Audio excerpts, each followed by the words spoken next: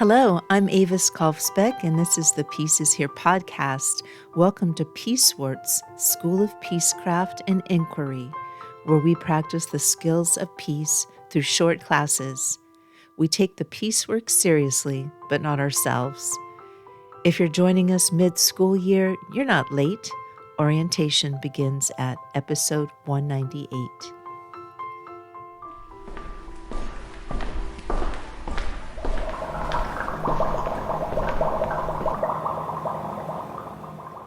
Welcome back to Peacewarts, Peace Scholars. This is Social Chemistry 101 in the lab. Today we are discussing the compromise processor. In the lab, if the cooling system of a reactor fails, the chemical reactions become unpredictable and dangerous. In social chemistry, the cooling system is the prefrontal cortex, the part of the brain responsible for impulse control, long-term planning, and rational peacemaking.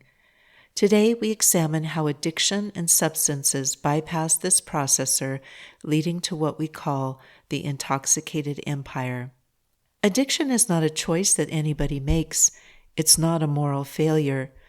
What it actually is, it's a response to human suffering. Dr. Gabor Mate. The entry, The Hijacked Professor. We begin with the neurobiology of power and addiction. Addiction is not a moral failure, it is a chemical coup. Substances flood the brain with dopamine, creating a feedback loop that prioritizes immediate reward over long-term stability. Functional MRI studies of chronic substance use consistently show hypofrontality, a measurable reduction in prefrontal cortex activity, particularly in regions responsible for inhibition, foresight, and moral reasoning. This loss of regulation leaves the amygdala's fight response unchecked. When a leader is under the influence, the threat math we discussed in Class 6 becomes distorted. Adrenaline spikes are interpreted as strengths, and signals of belonging that normally activate oxytocin-mediated trust are instead interpreted through a threat-biased lens, producing suspicion rather than affiliation. The brain loses the capacity for the deliberate pause.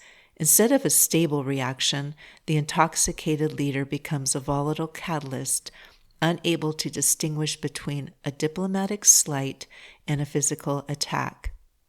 The history, chemical case studies in institutional volatility.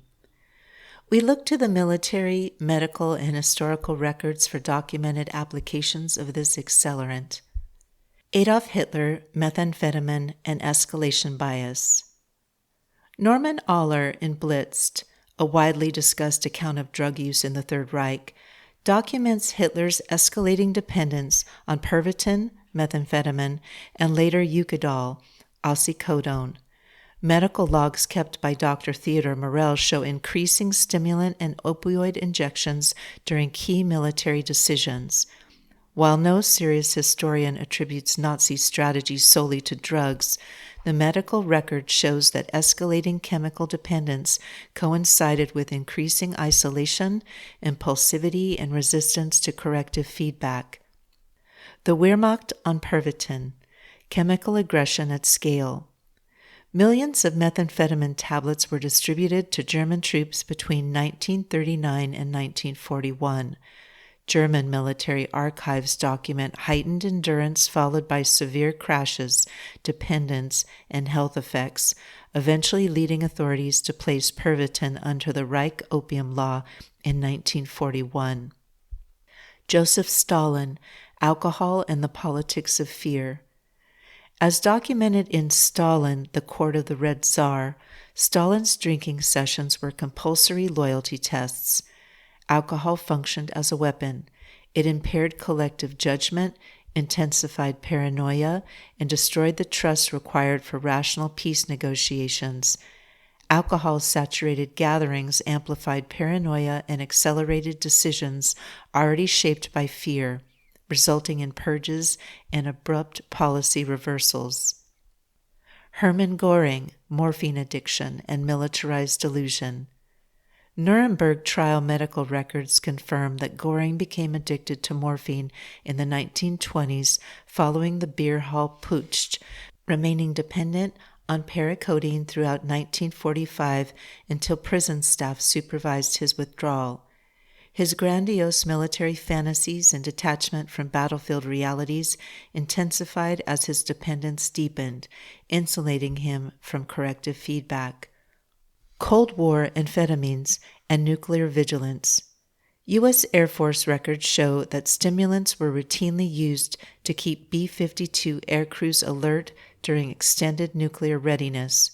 Strategic Air Command began dispensing dexedrine Go pills in 1960 for 24-hour missions, raising long-term institutional concerns about reliance on chemical alertness during high-stakes deterrence. Richard Nixon Alcohol and Crisis Governance. During the Watergate crisis, Nixon's heavy drinking created acute anxiety among senior leadership. Secretary of Defense James Schlesinger instructed the Joint Chiefs that any emergency order from the President, including a nuclear launch order, should be cleared with him or Secretary of State Henry Kissinger before execution, establishing a quiet institutional safeguard against a chemically driven decision. Institutionalized trauma responses, the Russian vodka monopoly. When we look at state-level drinking cultures, we see the results of institutionalized trauma responses. Historians of late 19th century Russia have documented how the state's monopoly on vodka revenue created a structural conflict of interest. The state required discipline and cohesion from its army and bureaucracy, while relying on widespread alcohol consumption for fiscal stability. Alcohol functions simultaneously as a trauma anesthetic and a governance solvent, undermining the restraint and judgment required for stable stagecraft. The modern saturation, a measured reality. Does this remain a concern today? Yes, but it requires precision. We are not naming current leaders. We are naming the chemical conditions in which modern power operates.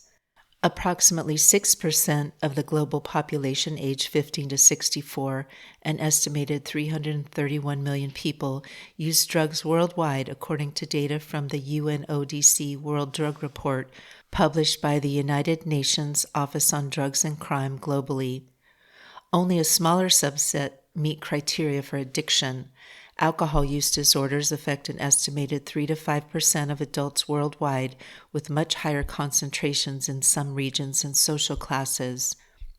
Beyond the illicit, the modern world is increasingly shaped by legal chemical influence.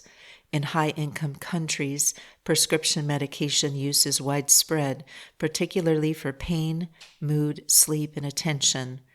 In the United States, about half of adults take at least one prescription medication in a given month, with rates rising significantly among older populations.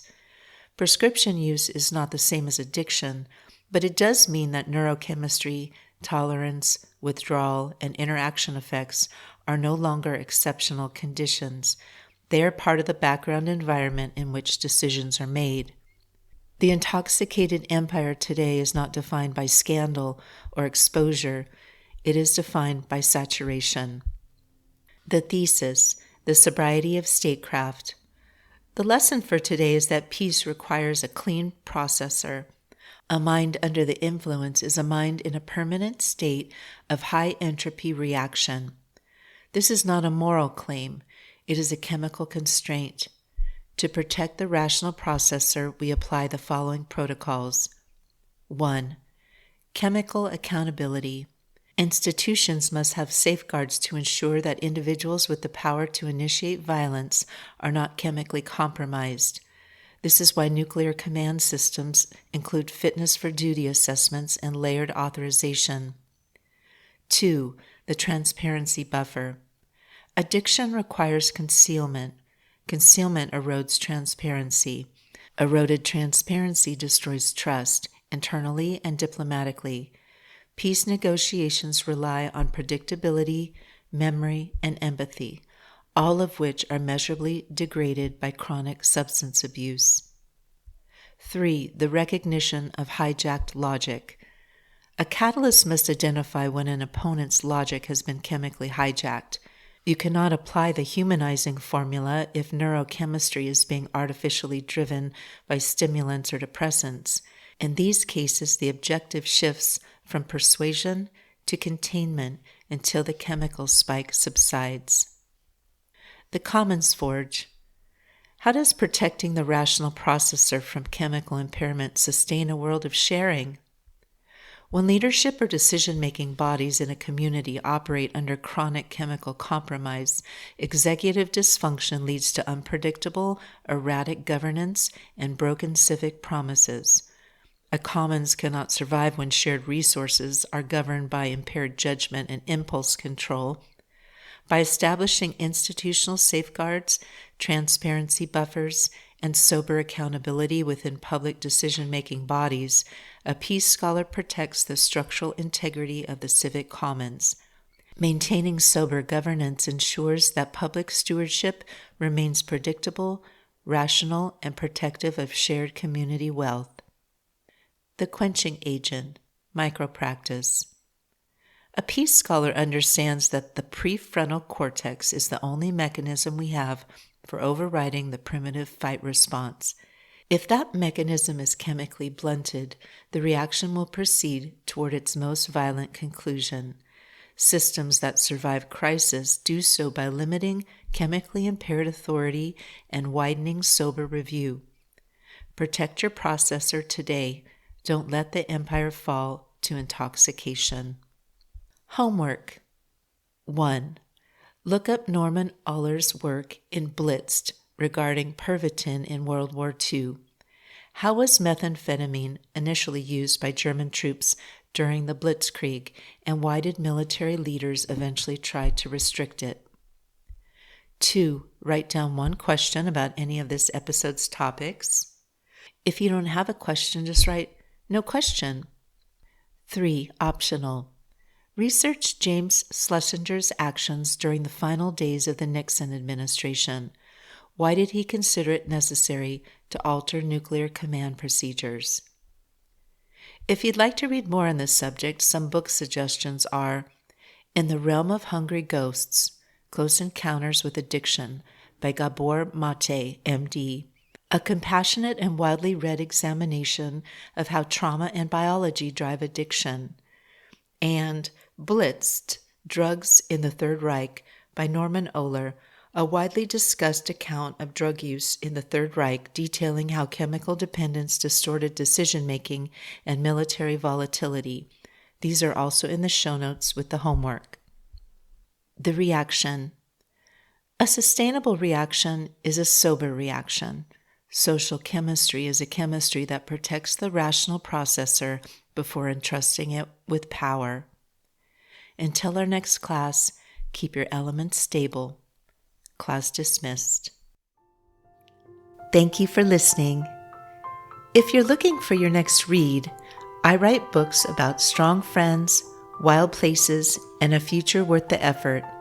The Pedro the Water Dog Saves the Planet series follows two best friends, Tilly and Camus, strong, funny, and in love with the wild world, who decide their small choices add up to something.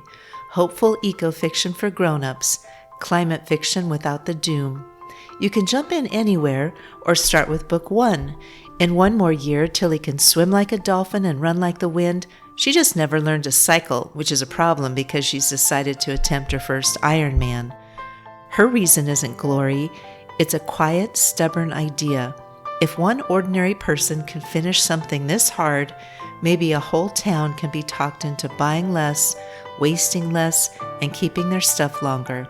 One more year. To pull it off, Tilly leans on her best friend and coach Camus, tattooed, tequila-loving, and exactly the voice you'd want yelling at you from the shore, plus a gruff, retired cycling pro hiding out on a private island, a pack of maverick mountain bikers, a salty old pirate named Ike, and Pedro, her devoted water dog. Together they train, scheme, fall a little in love, and slowly realize their northwest lake town of Sandglass is facing a threat bigger than any race. My books are available wherever books are sold, including at aviskolfsbeck.com. Podcast music is by Javier Pequi Rodriguez, and the track is I Am Late, Madame Curie. Sound effects are from Pixabay. Regarding peace, we need not delay or despair. We are not late. We are right on time to love. We are all scholars of peace. Listen for the peace.